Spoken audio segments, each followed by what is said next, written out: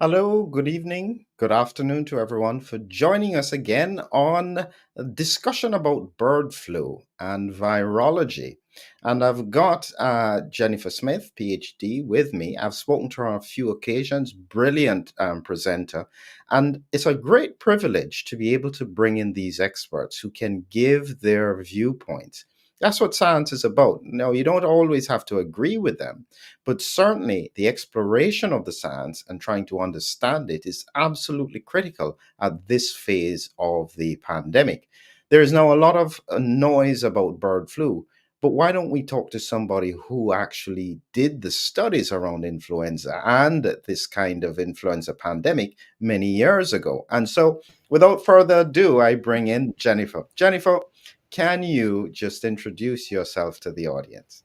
Sure, Philip. Thanks again for having me back. I've had a lot rolling around in my head on this bird flu situation and trying to get my head around it. I have so many questions, but yeah, I have a PhD in microbiology and molecular cell sciences. My expertise is respiratory viruses, mainly influenza. So most of my career, I've worked with influenza.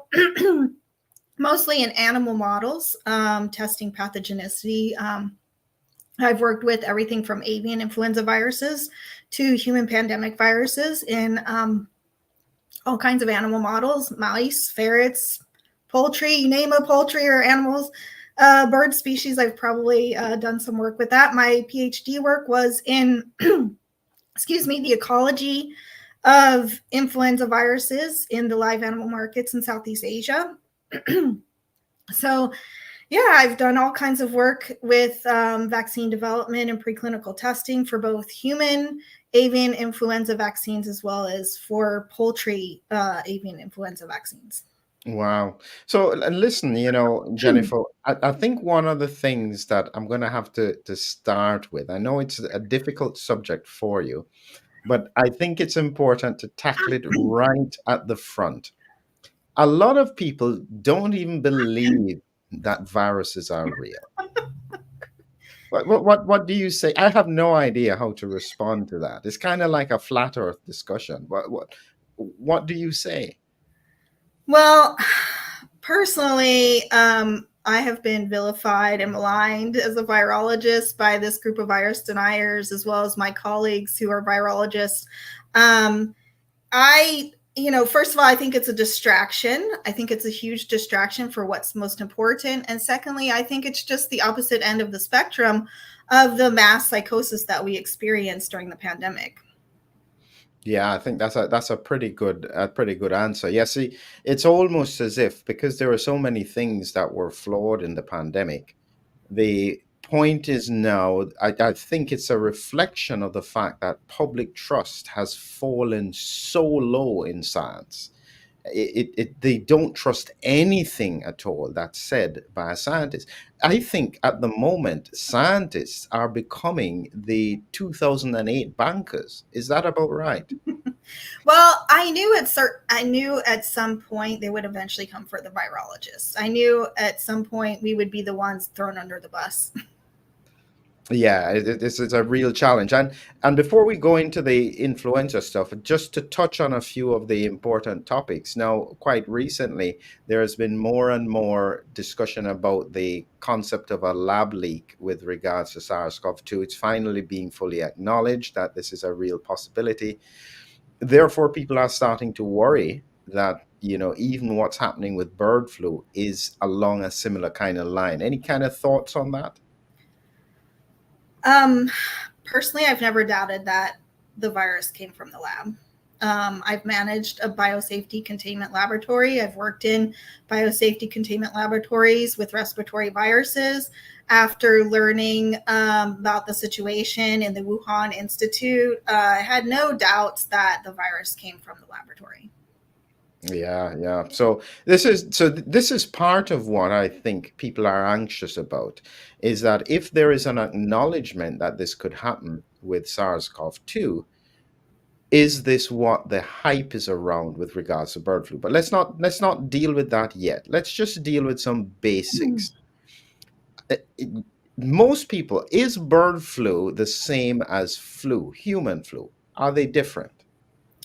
Right. So, just a way of background, influenza is actually a disease of birds. And so, the wild aquatic birds are considered to be the reservoir for influenza viruses. We know that all subtypes of influenza viruses can be found in wild aquatic birds.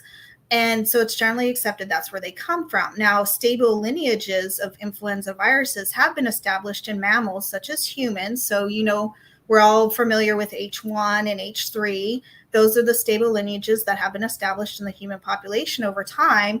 Also, there are stable influenza lineages in horses. We have equine flu, H3 and H7. And then also in swine. So there are several lineages have them established in swine. Other mammals or other animals we've detected influenza in include seals, whales, dolphins, recently, I believe, foxes. They've tested positive for cats and dogs. Dogs, there was an outbreak, I forget how many years ago. Dogs with racing tracks were infected with the equine influenza viruses. So now we have canine flu. So there are a lot of animal species that have been affected, but they all originate from birds. Now, just a little background, I said H5 and N1 and H1N1. So we're all familiar with SARS now and the surface protein, the spike protein. Everyone's heard about spike protein. This is the major antigenic protein that's on the surface of the virus. For influenza, we have two surface proteins. One is called the hemagglutinin. We generally say HA for short.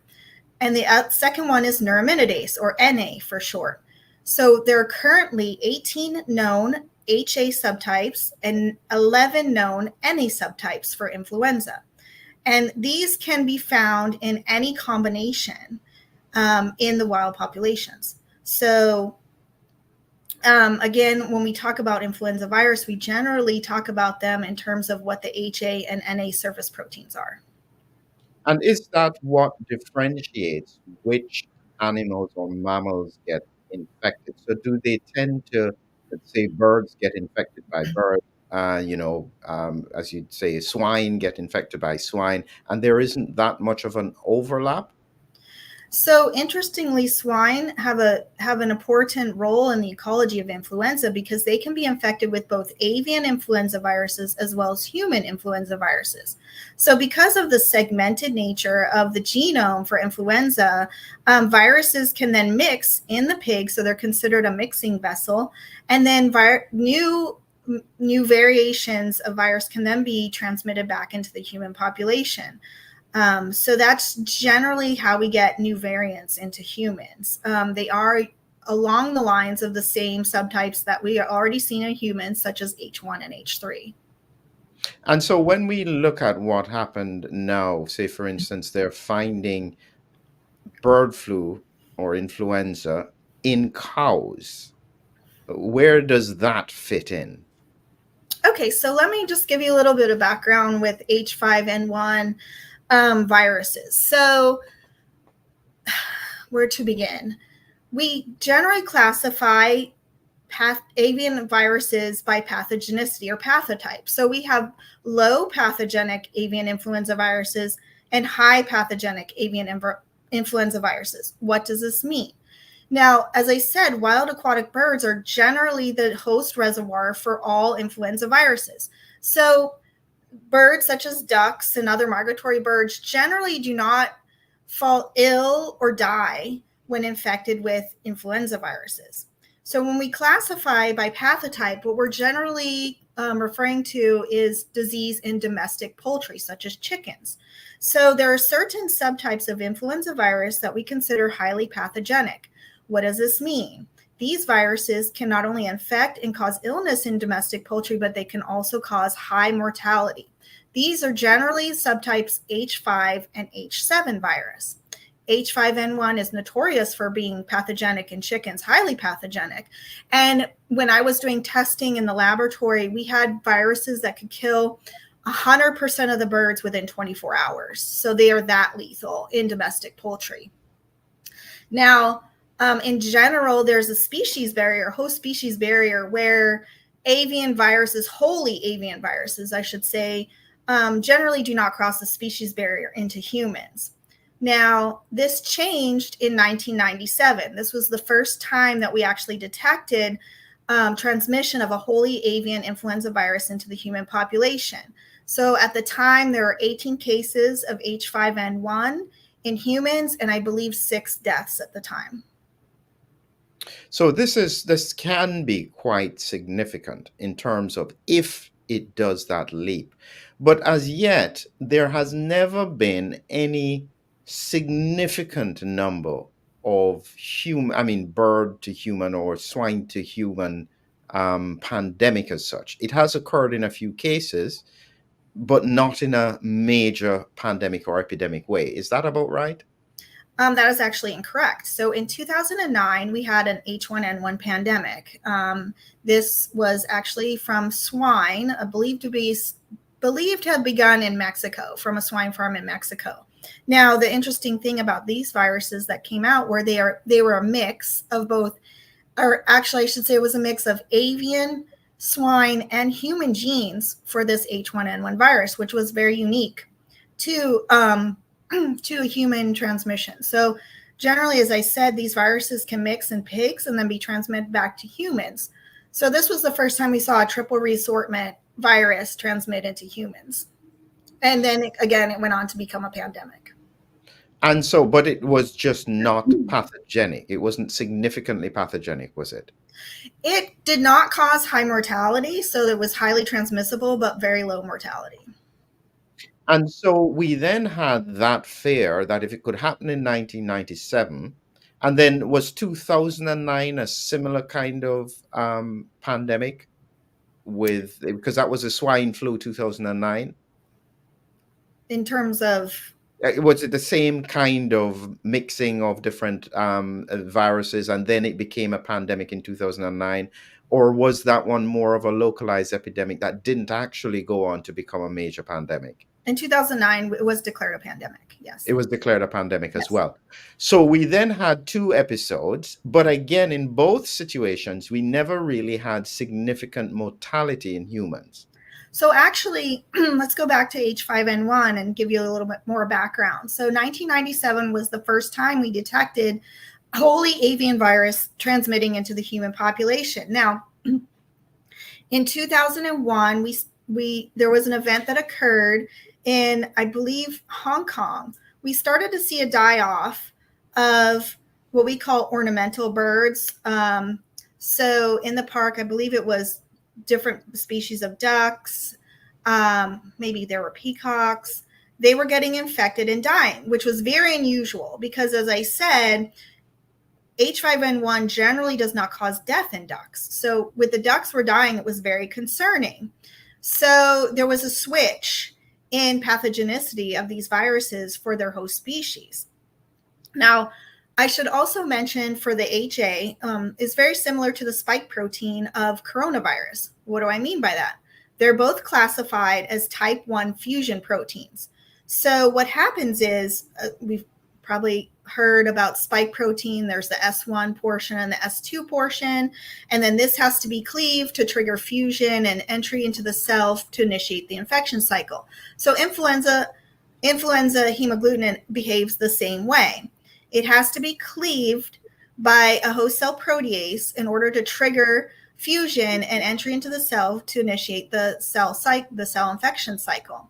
Now, why is H5 and H7 generally become more pathogenic? Because they have what's called a polybasic amino acids at the cleavage site. So this makes it more easily and more readily cleaved by various host cell proteases. So it can infect more easily into the host cell.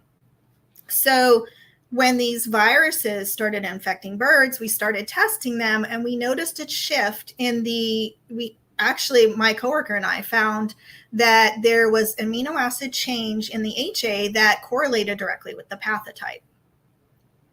So in 2002, we again started to see a die-off poultry, and we also saw, curiously, a mysterious pneumonia-like illness in people. So my boss at the time, we had collaborators in Hong Kong. We thought this was it. This was H5 made the leap back into humans, and this was going to trigger the next pandemic. So his collaborators went to the markets. They collected samples from the poultry, and they also went to the hospitals and got samples from the sick persons. Quite interestingly, the samples from the poultry were H5N1. However, the samples from the humans were SARS. So our collaborators in Hong Kong were the first to identify the original SARS virus in humans. So we kind of dodged the bullet there, thinking that H5N1 was not infecting people. Of course, then we had the epidemic of the new SARS virus at the time. But in 2003, these avian viruses kept making the leap into humans. So sporadically, and I believe in Vietnam, we had cases in 2003, 2004. Then we started to see the most troubling or concerning point is person-to-person transmission. So there were one or two clusters they believed were considered to be human-to-human transmission, and some people had no direct contact with sick poultry. So this was very, very troubling. The WHO started to get concerned and wonder if they should start ringing the alarm bells, like, could this really be the pandemic that we were waiting for?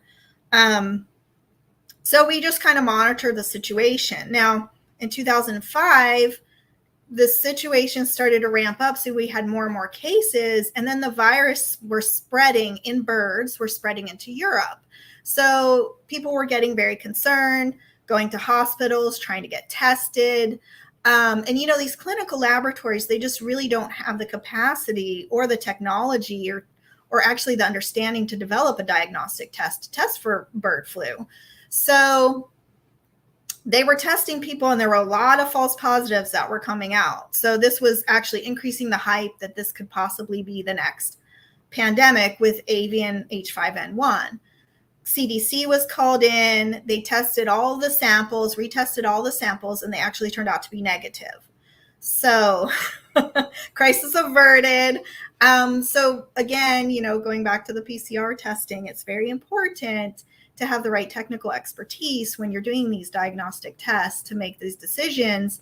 So the WHO backed off. They decided, okay, this is not really a problem. But since 2003, we have seen introduction of avian H5N1 into the human population. And I actually just looked it up yesterday because I was curious now how many cases we're up to. There's actually less than 1,000 cases worldwide, I should say laboratory confirmed cases of avian influenza infection in humans worldwide. And so it raises the question: is this a storm in a teacup? Why is there so much focus on this bird flu at this time? What's going on? That's a good question. I don't know. It's very curious to me. We can talk about the situation with the cows if you'd like. Here in the US, avian H5N1 really hasn't been established. Usually those H5N1 viruses only found in Asia. So in the past, historically, we've had two distinct lineages of H5 viruses, the Eurasian lineage and the North American lineage, and neither of the two shall meet. So I'm really curious how we suddenly have a Guangdong, which is a 1996 H5N1-like virus circulating in the United States now. Apparently, after doing some reading, they're suggesting that this virus crossed transatlantic migration of birds, brought this virus into the U.S. The other way it may have entered the U.S. was from the Pacific, across the Bering Strait, down through Canada, and then into the U.S. and Mexico. It's very intriguing to me. I'm not really a ornithologist, so I'm not really sure what bird species could fly across the ocean, especially if they're infected with influenza virus. So I'm just very confused about how we even got this lineage of virus into the US. Well, I'm going to ask you a question here now. As you know, I'm very COVID focused, and Yes. I don't think that COVID is gone, meaning that COVID is still circulating. And as far as I'm concerned, we're going to see a new presentation of disease type. It's not going to be the typical lung kind of pathology that we saw in the first phase of the pandemic. And I expect that actually mortality is going to go through the roof. Now, my concern is that because everybody is discounting SARS-CoV-2 as being a problem now, are they going to then label, if my, well, Geert has said it as well, are they then going to label this as something else? What's the possibility of that? Label the COVID as something else or label flu as something else? Well, this is the point, is that if we're talking about a bird flu now, it hasn't spread to that many people. If we suddenly started to see a lot of people starting to get really sick, is that going to then be connected to bird flu rather than potentially COVID? I mean, I'm not sure I can answer that question. What I found very intriguing when the SARS outbreak began in 2020 was the pathology in the lungs was very similar to what we saw with the pathology from the avian H5N1 in humans. Very, very similar with the destruction of the lungs and the cytokine storm. So, I mean, it's a very similar disease in terms of severe disease anyway. And so, you would have to be very adept at teasing apart which agent is causing that damage. And that raises the question about the issue about PCR. How effective is that going to be in terms of differentiating it? Well, I've had my issues with the PCR test, with COVID, with SARS, I should say. And so, again, bringing up this point in Vietnam, when they were testing these people for bird flu, they were coming up positive. So there are a lot of false positives. We have to be very careful when we're using PCR. And I've probably said this multiple times, that you have to use it in conjunction with the clinical symptoms. So, ruling out all other things, you must first rule out all other causes. And when 2020, when it first started, we were trying to rule out influenza and all other respiratory pathogens prior to testing for SARS. Well, that went out the window when SARS testing became widely available. So again, we have to be very careful. What's the saying they say in medicine? If it has, is it a horse or a zebra? What are you really looking at? So let's look at what is more likely first and rule that out before we start panicking and thinking that it's something new and potentially highly deadly. And so, therefore, based on the trajectory that the governments and the leading health agencies, they are now stocking up and preparing with vaccines. So they are now going to use influenza type vaccines. What are your thoughts about that? Because you were involved in the development of the first influenza vaccine many years ago. Right. So the laboratory I worked in, we developed the first human H5N1 vaccine for stockpiling for use in humans. So this was a cell-based, reverse genetic derived H5N1 vaccine for use in humans. I believe they stockpiled that. So that was in, I have to reach back in my memory, 2006, maybe 2005, 2006. That went to phase 3 trials. And you should know that this FDA has actually just approved the first human H5N1 vaccine for flu with no clinical trial. What does that mean when you say no clinical trial? Because we use influenza vaccines all the time. Why would this one be different? That's a good question. I don't know. This is an inactivated H5N1 vaccine, just approved last month, for use in humans, 6 months of age and older. There's been no testing in humans, so I really don't understand the rationale for that.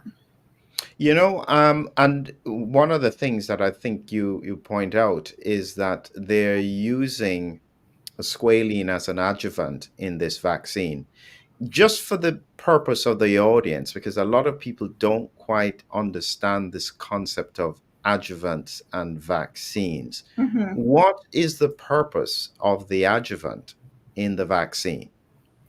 So, an adjuvant is something that we add to a vaccine that helps enhance antigenicity. So, what it does is enable the immune system to respond more rapidly in a more robust way so that hopefully you get a longer, more robust memory response to the antigen, whatever the antigen of choice is. So, it just helps enhance antigenicity of whatever it is you're trying to vaccinate against. And in the past, the primary adjuvant we'd used was aluminium. And then, because of the concerns with aluminium, they've been trying to move to some other adjuvants, one of them being squalene. What is that one here about? So squalene, or MF59 as it's known, was the only other adjuvant that's approved for use in humans. Now the problem is this is an oil in water emulsion. Squalene's an oil. Um, what it does is helps encapsulate the antigen for slower release. So hopefully you get slower release of antigen over time, so you get a better immune response. Now the issue is it's highly reactive. There are other oil-based adjuvants that are very, very toxic and reactive, so they're not allowed to be used in humans. But squalene is considered a very reactogenic adjuvant. In fact, it's not ideal for use in pediatric populations. And one of the problems is the squalene's been shown to cause a lot of neurological issues. So it's been associated with narcolepsy, especially in the pediatric population. It's been highly associated with Guillain-Barré syndrome, Bell's palsy, convulsions, a lot of anaphylactic reactions with squalene. And then it can also program autoimmune disease. And so, are you not suggesting that aluminium is better than squalene, is it? It's not as reactive. um, it's not the ideal, but it's not as reactive. Interesting. And so, where is the mRNA technology fitting into this whole picture with regards to the vaccines? So I think Moderna is now working on an mRNA avian influenza vaccine that is poised for release. And any advantages with that? I personally don't think that the mRNA platform should be used at all. Certainly not for vaccination. Wow, that's a big statement. I'm not sure if I want to touch that one anymore, but that's a big statement there. Wow. And so, where we are now, because the we've just been through the pandemic with COVID, and there was, I think, an inappropriate use of vaccines there. I don't think anybody who had previously been infected, I don't think the low risk should have been vaccinated. We knew who the high risk was, and it should have been combined with early treatment. And so, if you had that, you would have minimized who was vaccinated, and Yes. therefore you would have had the opportunity to reach herd immunity safely. That was my Well, thought I'm then. not sure herd immunity could ever really be reached, to be honest. I think that it's very difficult to attain herd immunity in a static population, no less in a dynamic global population. I just don't think it's possible at all, especially for highly mutable RNA viruses. I think herd immunity in this sense usually means to me is that I think the big risk for people with SARS-CoV-2 was if they had never been exposed to it. Once you've had exposure, even if you get infected, it tends not to cause severe disease. And so that's what I would mean by herd immunity. Exposure, therefore, yeah, somebody could get infected, don't transmit that much, but they don't get the severe disease. That's the pattern that I'd be looking at. So Mhm. when we put that in place and we look at what happened with COVID, could we see similar kind of vaccine mandates coming through if they overplay this bird flu situation? That would be very troubling, to be honest. Again, we need to go back to risk versus benefit. What is the benefit of a 6-month-old getting a vaccine for avian influenza? I mean, what is the risk? It simply does not make any sense to go ahead and vaccinate an entire population for something. It should be targeted to those at risk. There's been 3 cases now associated with this outbreak in cattle. Here in the US, they're all among people who have direct intimate contact with the cows. We had one case with the avian influenza during the poultry outbreak here. Again, the person was directly involved with culling the birds, so a lot of contact with the animals. So again, risk versus benefit. There is no benefit to vaccinating people who simply aren't going to have the contact or the exposure that those people would. So it's like, we don't need a vaccine for every for every virus on the planet. Ebola, very few people are exposed to Ebola. Would we vaccinate the entire global population? It just does not pan out. It doesn't make any sense. We're not going to hire you for any vaccine companies. The business model is to vaccinate as many people as possible. Yeah. Yes. And then I'm aware. I'm, because you have a blend of stuff, your virology, your epidemiology, and your public health. I mean, they wouldn't. Well, this is exactly what happened to you when you were in a different part of the world. You kept on saying stuff like that, and people were getting annoyed. Yep. Well, the thing is, we need to have integrity, especially with scientific integrity, when you're trying to make recommendations for people. And the problem that I have in public health, and I had this discussion with my colleague who is in infectious disease behaviorist, and I'm like, how are these public health professionals supposed to explain things and educate the public when they themselves don't truly understand any of this themselves? They don't understand virology. They don't understand the interaction. Look, there's a distinct interplay between viruses and the host immune system. And so you have to really have an understanding of both the underlying immune system as well as the virus. And then also these vaccine platforms, their mechanism of action and how they program the immune response is very important. These public health professionals, they just do not have a deep understanding of any of these areas, and then they're supposed to be the ones interfacing with the public and educating them. So that's very problematic, especially when they then take people like me who do have the deep knowledge and expertise and sideline silence, censor, and fire us.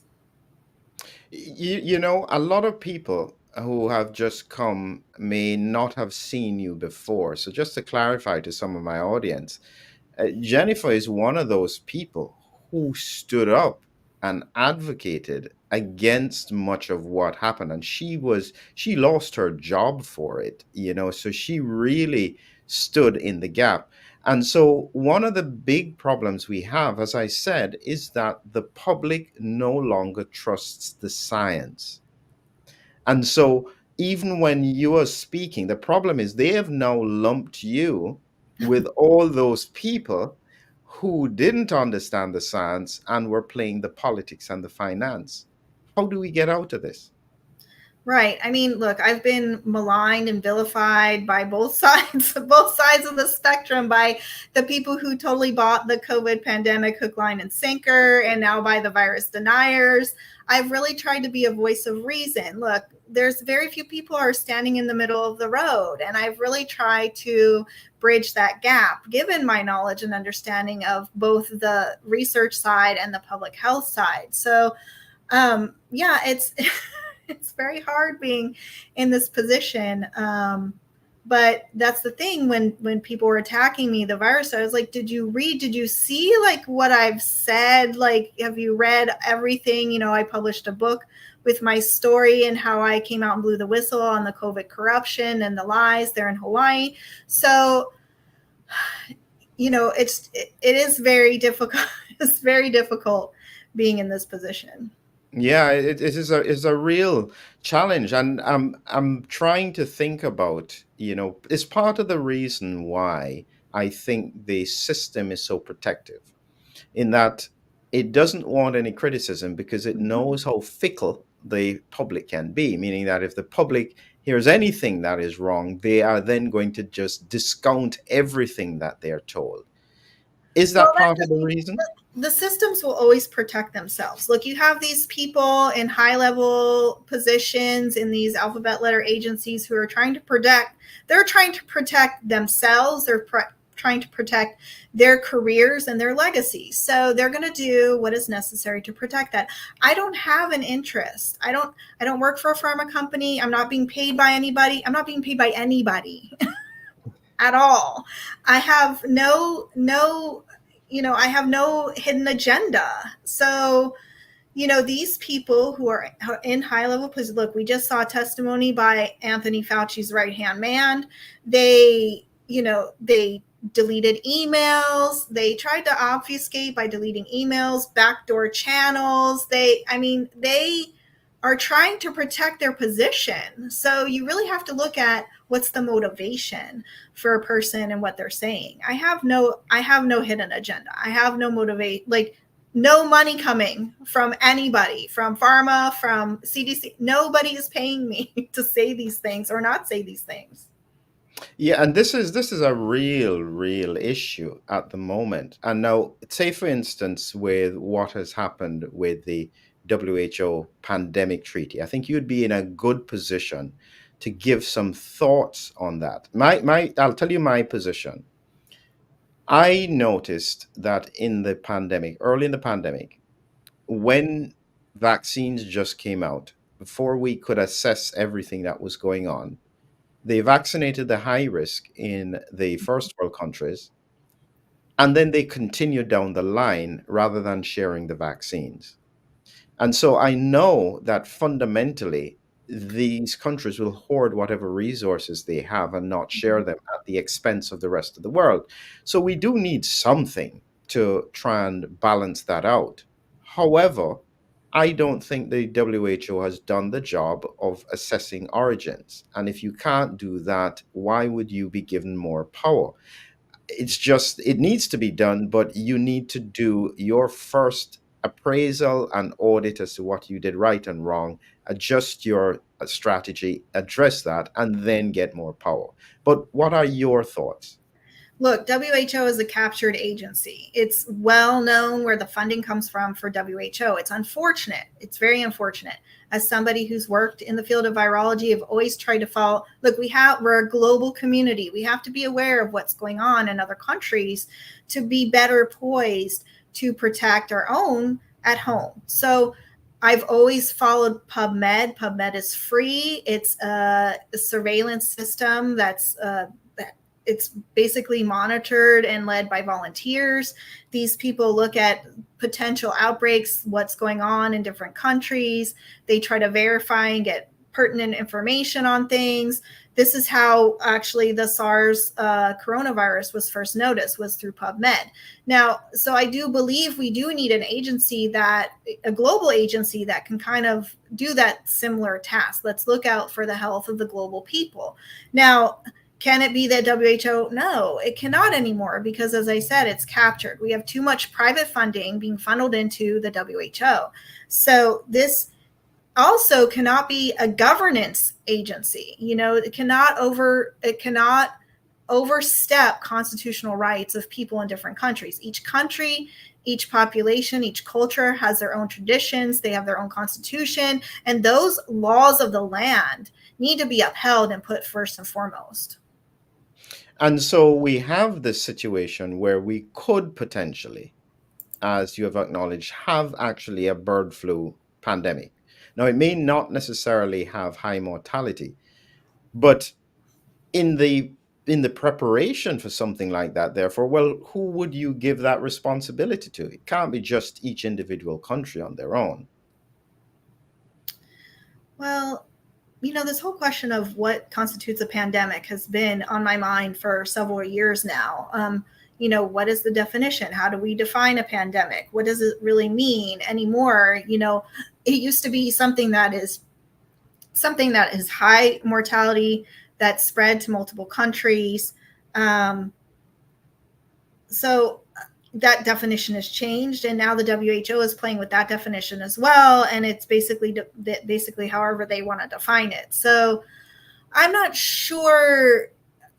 I think we should go back to the drawing board and try to assess what actually constitutes a pandemic. If we're going to set up another agency to actually monitor and mitigate that risk. And so you don't think that there is any chance that an agency like the WHO can be reformed to still play that role? Does it have to be literally wiped clean and start again? Well, I've said this before. We need to uncouple. We need to uncouple public health and health from money. You have to. You simply have to. Yes, there has to be funding. I do understand that healthcare is not cheap, but you have to uncouple the private interests and the private monies from that somehow. That's a tough one. I mean, I can see how that works in countries that have a bit of a socialist kind of thinking, but that would never work in the US. The US is all about money in healthcare. Mhm. Yes, You know, there's doesn't seem to be a way around that. But yes, in other countries there is a chance of uncoupling it. But as you probably know, many of the regulators are funded by industry. And so even that, because the governments don't want to fund them, and so therefore they are funded by industry, and straight away that creates conflicts of interest. All of this plays into a situation where you have a potential pandemic and the countries start buying up stock from the pharmaceutical mhm. industry. It's a club. It is. It's very troubling when you put profit ahead of people. When the pandemic first began in 2020, distinctly remember the news stations coming out saying that if you know of anyone who's profiting off of this, to turn them in, to let them know. I mean, those people who profited were the ones in charge of the whole thing. So who do you turn to? Who do you report that to? We've seen the largest transfer of wealth in the history of the world occur, in like what 1 or 2 years of the pandemic, which has now made poor people poorer, which puts them at more risk for these diseases. And then the rich just got richer. And so it's very disturbing. And I look, I'm not sure I have the answers. You know it's just very disturbing to me. And it raises so many questions, and so little learning seems to have occurred out of the pandemic. It doesn't seem as though, I do find it quite fascinating the amount of people who still don't seem to have any questions out of the pandemic, no matter what their position was. Yep, you thought that, but to at this point not even have questions, to just say, yep, everything was right, everything was perfect, slight errors here and there. How do we move? Because that's not just a few people, that's still Mhm. a big percentage of the scientific community. How are we going to bridge that disconnect? Because the public, however, are far more objective, and they have observed this disconnect and they no longer trust the science. I'm not sure what the question is there. I'm just Um, just whether or not your thought on. I really am at a loss as to how we rebuild this this very delicate thing of trust around the science of certainly health and so on, where we don't have so many big players guiding what is considered to be the science. right. I mean, like I said, I don't have the answers. I remember when I was working in research, and it was very interesting to me because seeing how the government was funding most of the research. As a scientist, I want to ask a question and let's follow the breadcrumbs and see where it leads. And it could always lead in 10 different paths, like 10 different ways. Oh, if we go down this way, what does that look like? What information does that get us? But the science and the research seem to be shaped from top down. So I remember talking to NIH program officer, and they were like, well, we'd really like to see something along this lines of research. We would really fund something. So they can't tell you what they want you to research, but they tell you what they want you to research. So it's very controlled because that's where the funding comes from, is from the government. So I'm just not really sure how to get back to a more pure scientific inquiry at the basic science level. Wow. So when we come to tie this all together, based on what you have seen, based on your background in influenza and so on, Mm-hmm. and what's happening now, do you have any concerns at this point that we are on the brink of another bird flu pandemic that requires preemptive vaccines to the populations? No, when I was working in the field, my boss, my principal investigator, is a world-renowned influenza virologist. He's basically trained all the virologists in the world who work with influenza. And they tried to scaremonger. He was always like going and scaremongering about this potential for avian influenza to become a pandemic. So he would go every winter to Hong Kong and work with the collaborators there and do surveillance. And, it's definitely something important to monitor. And I guess I should also mention, when we talk about, again, we could bring up case fatality rate and look at the case fatality rate for this avian influenza. I believe they say it's about 50 to 60%. But the thing is, if we did a lot of serosurveys, we would probably find a lot more people who had subclinical or very mild infections. So that would decrease the case fatality rate significantly. So again, it all depends on, are we just finding what we're only looking for and not looking past that? So I'm pretty sure that if you were to test all the workers in the live animal markets in Southeast Asia, you would see that a majority of them probably had already been exposed to avian influenza and probably never even knew it. So just like another virus we just had over the last few years, there are probably a lot of people who had subclinical infections. So the immune system's an amazing thing and can handle a lot. And the more you exercise it, the more adept it gets at handling these types of introductions or exposures. So I'm just not really concerned. I haven't seen any evidence that this should be a problem. Again, we have the host species barrier, which keeps the virus from crossing over and causing much of a problem. The issue becomes risk. So those people who are at more risk, those people who are more directly involved, were the ones who are getting infected. So these are people who probably had a high level exposure. So to bridge the gap of the host species barrier, I think you need a large amount of virus. So a high titer of virus, it's got to get into the right place, down into the lungs. And that kind of exposure is just not going to be typical out in the normal everyday world, in my opinion. And so you're not going to get rid of your birds? No.